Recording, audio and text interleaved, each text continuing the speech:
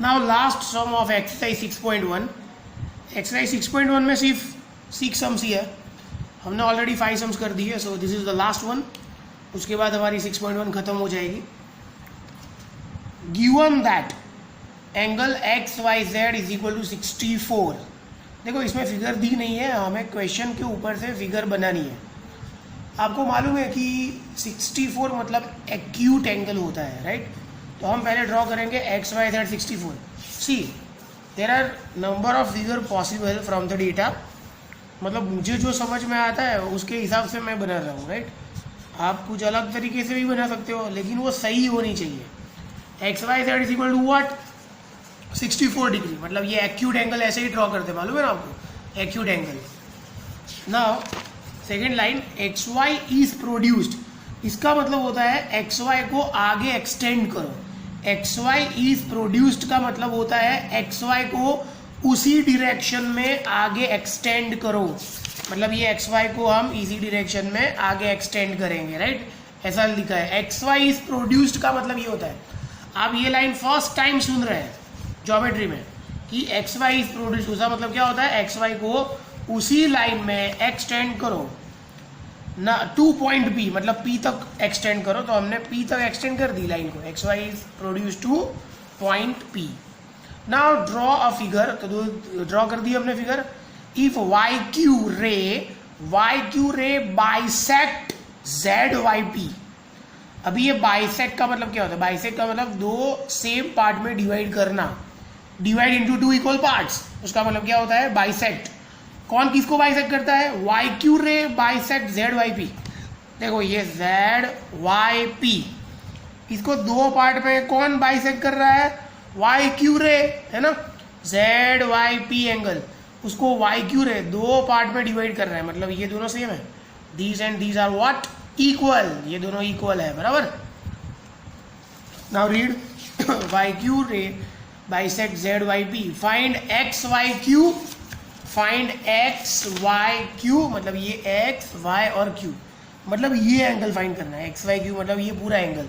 उसमें थोड़ा तो 64 है हमारे पास, मतलब हम ये जेड वाई क्यू फाइंड कर देंगे. जेड वाई क्यू और 64 और जेड वाई क्यू को हम क्या कर देंगे? ऐड. तो ये पूरा एक्स वाई क्यू आ जाएगा, बराबर. तो पहले हम एक्स वाई क्यू फाइंड करते हैं, बाद में दूसरा एंगल.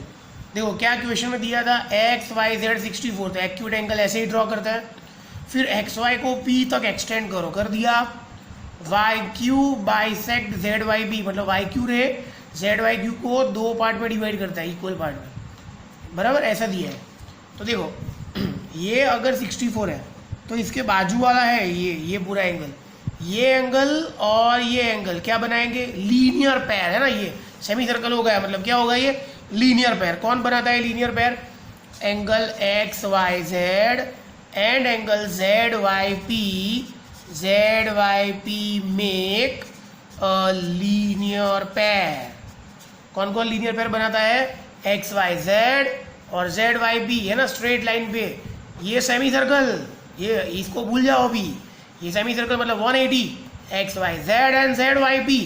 तो linear pair are always supplementary, आपको मालूम है. तो X Y Z plus Z Y P is equal to what? 180. तो एक्स वाई जेड की वैल्यू है आपके पास ये 64. तो जेड वाई पी 180 माइनस 64. 64 को उधर ले जाओ तो 180 में से 64 जाएगा तो क्या बचेगा? 116. मतलब ये पूरे एंगल की वैल्यू क्या है? पूरे एंगल की वैल्यू 116. मतलब कौन सा एंगल है ये? Z Y P. देखो जेड वाई पी की वैल्यू आ गई 116. अभी ये रे जेड वाई की पी को दो पार्ट में डिवाइड कर रहा है ना. कौन किसको डिवाइड कर रहा है? Y Q ray bisects Z Y P. मतलब दो इक्वल पार्ट में डिवाइड करेगा. Y Q ray will divide Z Y P into two equal parts. तो ये पूरा एंगल 116 है. ये पूरा एंगल 116 है. तो दो इक्वल पार्ट क्या हो जाएंगे? 58. तभी पूरा एंगल 116 होगा ना. ये 64 है और ये 116 है. ये 116 का दो पार्ट मतलब 58. तो कौन से दो पार्ट सेम होंगे? P Y Q and Z Y Q. कौन से part? P Y Q and Z Y Q दोनों की वैल्यू क्या हो जाएगी 58। कैसे? पूरा एंगल 116 है और ये बाइसेक्ट कर रहा है, तो 116 को दो पार्ट में डिवाइड करो, 116/2, तो ये क्या होगा 58, मतलब ये 58 और ये 58। अभी हमें क्या फाइंड करना है? अभी हमें फाइंड क्या करना है? X Y Q. क्वेश्चन में क्या दिया था? Find angle X Y Q, है ना? फाइंड एक्स वाई क्यू, पहले एक्स वाई क्यू फाइंड करें। एक्स वाई क्यू मतलब ये 64 प्लस 58, इन दोनों का एडिशन जो होगा वो एक्स वाई क्यू का आंसर आएगा, है ना? तो एक्स वाई क्यू मतलब X Y Z plus Z Y Q. X Y Q मतलब क्या होगा? X Y Z plus Z Y Q. तो angle X Y Q is equal to angle X Y Z plus Z Y Q, right? X Y Z plus Z Y Q. X Y Z क्या है? 64 and Z Y Q क्या है? 58। इन दोनों का addition करोगे तो answer आएगा 122। सो x Y Q की वैल्यू क्या आई? 122। ये पहला आंसर हुआ। अभी दूसरा भी क्वेश्चन पूछा है, second question, reflex of Q Y P. Q Y P, देखो ये क्यू वाई पी क्या है? 58। We have Q Y P, Q Y P is what? 58। हमें क्या फाइंड करना है? Reflex Q Y P. मैंने पहले ही बोला था आपको कि अगर रिफ्लेक्स फाइंड करना है किसी भी एंगल का, तो वो एंगल को 360 में से माइनस कर दो।